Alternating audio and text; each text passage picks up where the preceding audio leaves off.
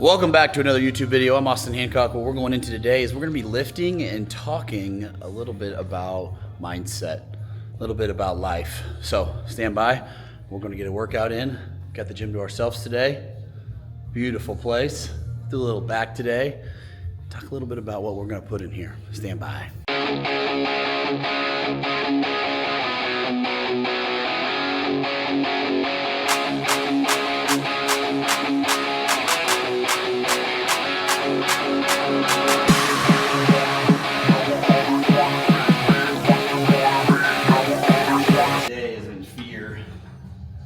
Have commitment issues. They're scared to commit because at first it's scary. I remember bugging the hell out of my mid-tour. Don't worry guys, just a warm-up set. I was always like, what if? What if that? What if this? What if that happens? All these what ifs. I was building up this scenario of what could happen, what was gonna happen. All these things were way bigger. These fears, these failures, this catastrophic event, this bankruptcy, this embarrassment, was way bigger in my head than in reality. It just prevents us from doing anything. It does no good to project the negative all the time. You can live in that space temporarily to weigh out the scenarios of what's gonna happen, plan it out, and then move on. But don't spend so much time living in fear and the what ifs. You'll never be able to solve all the problems that you don't have yet. I told one of my business partners, he was giving me all these scenarios about this and that, this and that. I said, stop solving problems we don't have yet. We'll solve them as we get them. Solve the basics, map it out, have a plan, and then attack. Well, that's on fire already. Just have your plan of what you're gonna do and then attack it. Because you need to spend more energy on attacking than you need to spend on mitigating. Just like when people start their own business, they get into real estate investing, or they work with me in some capacity, I tell them, I say, they'll be like, well, I need all this stuff. Do I need to do this? Do I need a website? You know, you get online space and people are like, do I need a website? What kind of camera do you use? How many times do I post? It's like, just start, bro. You haven't posted at all. You haven't started anything. Talk to the camera. Everybody will avoid the thing that's the most uncomfortable. And when it comes to social media, or it comes to anything, it's putting yourself out there. It's putting yourself on camera. It's talking to the camera, getting better at that, rep after rep after rep. Wasn't always good at that. I had fears too. Same with business though. Well, I had a buddy that got sued for X, Y, and Z. I had a buddy that did this. And should you be cautious? Should you set yourself up for success? For sure. But you can spend all your time planning and none of your time executing. And you'll still be broke, scared, with a massive plan of how you can't fail. But the reality is you already failed because somebody that started way before you is gonna be able to solve all these problems as they go through them. And they're gonna start making money and start doing it. You know, the tactical information versus the strategical information. You guys can get all the pieces out there on the internet of what to do, how to do it, but you still don't do it. Why is that? What's the real answer? It's because it's internal. This day and age with all the information, you can start a business. You can figure out everybody's business plan. But until you start to fucking try it, you won't learn. I like to tell people I like to operate like the Kool-Aid man. That's just my nature and who I am. That's why I have people that think through things. I hire a bookkeeper, hire a CPA. Because most of us entrepreneurs, or the guys that start the businesses, are like a Kool-Aid man. You ever remember the Kool-Aid man from 90s and early 2000 commercial? He just busts through the wall. Hey, Kool-Aid.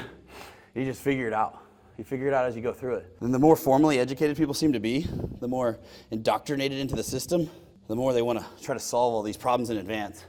There's a lot of smart people. There's fucking tons of smart people that are smarter than me, smarter than some of the wealthiest people in the world. The wealthier people, statistically speaking, are the ones that took action and were able to take it on the chin and then figure it out and just kept going because there's no other option for me. I don't have a I'm going to go and work for somebody mentality.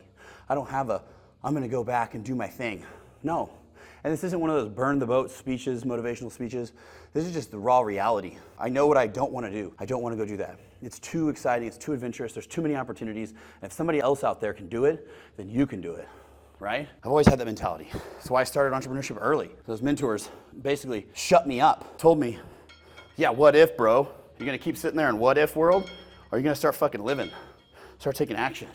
Get into the ring. I mean, think about a fight, right? You can what if it to death. You know what, these weights right here, we could have plotted out like, well, I could pull my back. Well, what if I don't stretch good? What if I lift too heavy? What if my arthritis and my knee kicks back up? Stop what ifing and say, even if these things happen, I'll solve it. Even if this happens, I'm not gonna quit. My knuckles say it right here. It says, nothing can stop me, nothing can faze me. Nothing. I won't stop.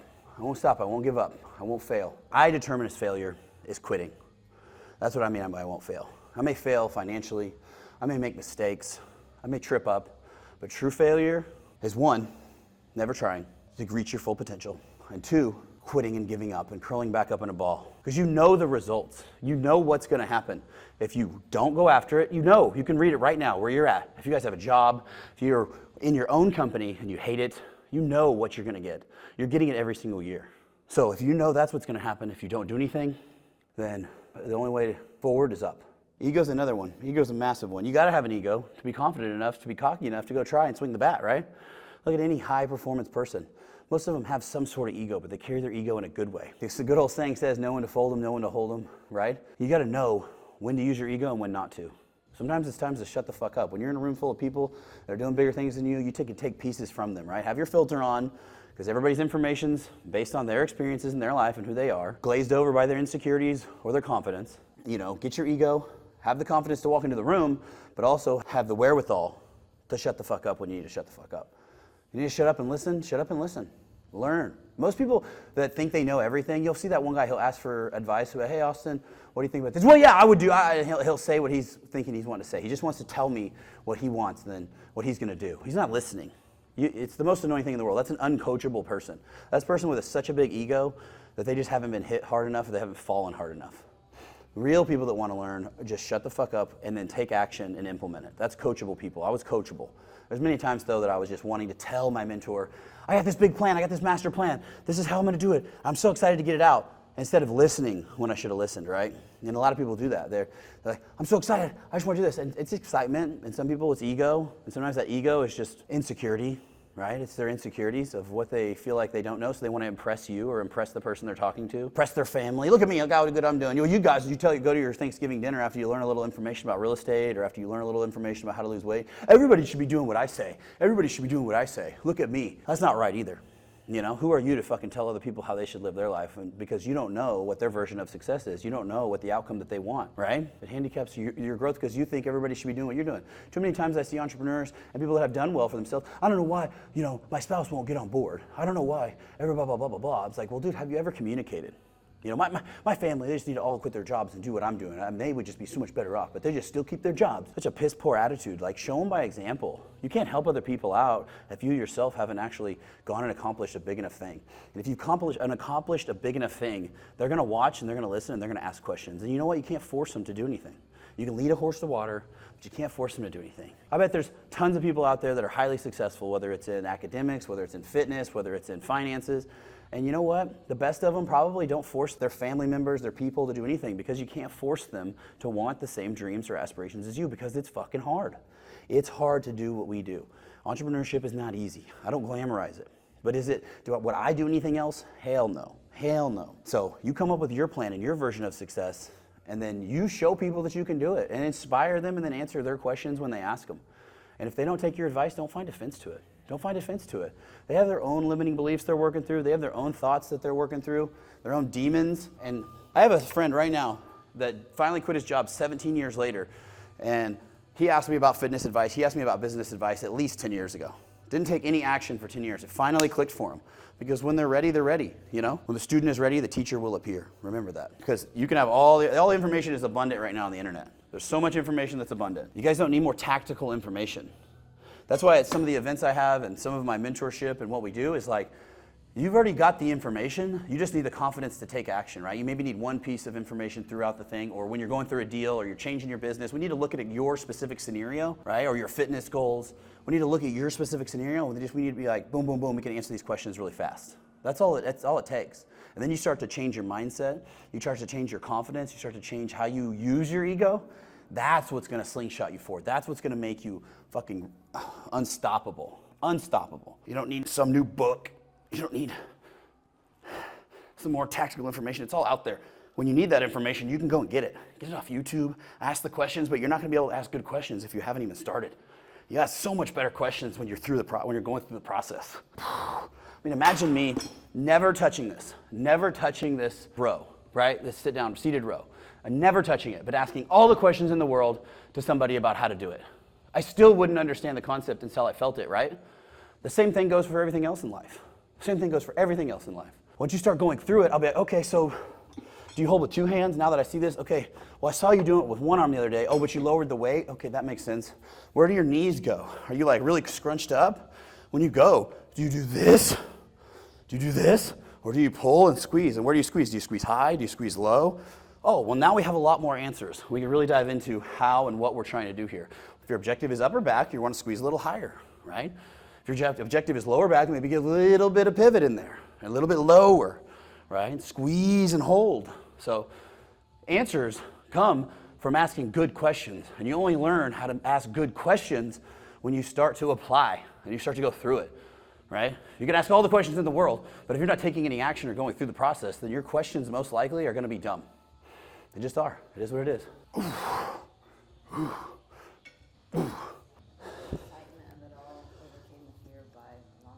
I don't know if you heard my wife that's holding the camera right now, but she nailed it. The excitement of the future way surpassed the fear. It's like the opportunity is just so much more exciting. I would say that's the same thing for us now.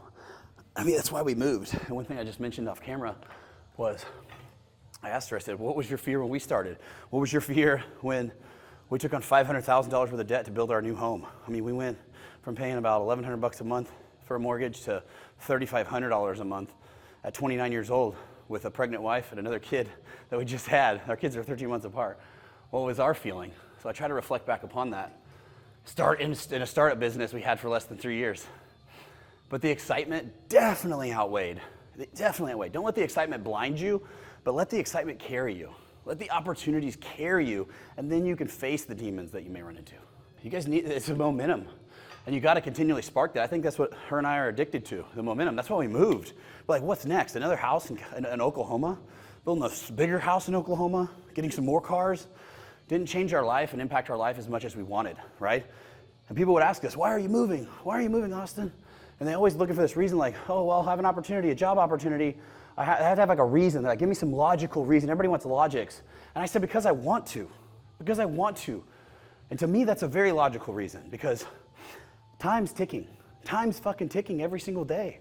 That's one thing I guess I learned, I think, at a young age, mixed with my adventurous spirit, and like realizing that when you go to war at 19 years old, you're like, dude, I fucking learned that you could die.